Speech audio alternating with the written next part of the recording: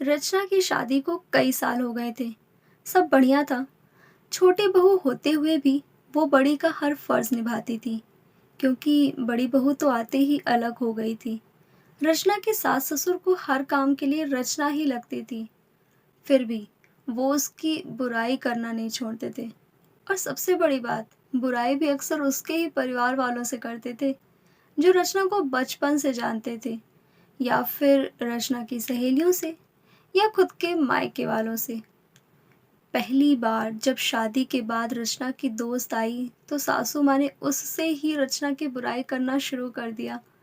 जब रचना को पता लगा तो उसने अपने पति नीलेश से कहा कि माँ जी को समझवा दिया था कि कम से कम जो लोग उसे जानते हैं उनसे तो उसकी बुराई करके खुद की जगहज़ाही ना करवाएं। पर उन्होंने एक ना सुनी, बल्कि और ये आदत ही बन गई थी। आजकल तो अक्सर ये कहती कि रचना तुम पहले ये काम अच्छा करती थी, अब नहीं करती हो, फिर भले ही वो कोई भी काम हो। रचना की बुआ उसकी ससुराल आई थी, तब सासू माँ की किटी पार्टी भी थी। वो बुआ को भी साथ ले गई और आदतना सबके सामने ही रचना की बुराई करने लगी।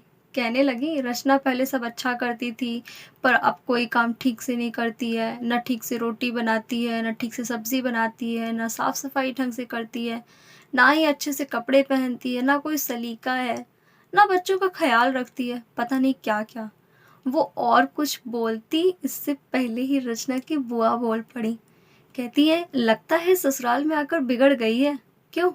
हमारे घर की तो वो बड़ी बेटी है और सारा घर और ऑफिस दोनों अच्छे से संभालती थी, और बड़ों से लेकर बच्चों तक का सभी का ध्यान भी रखती थी।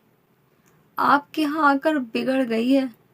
ऐसा कीजिए, महीने 2 महीने जमाई सा के साथ उसे मायके भेज दीजिए, हम सुधार कर भेज देंगे।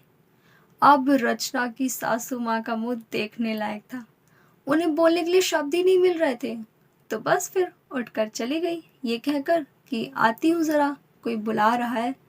और रचना की बुआ जी बस बैठे बैठे मुस्कुरा रही थी। धन्यवाद। आपको हमारी ये कहानी कैसी लगी प्लीज़ कमेंट में ज़रूर बताएं।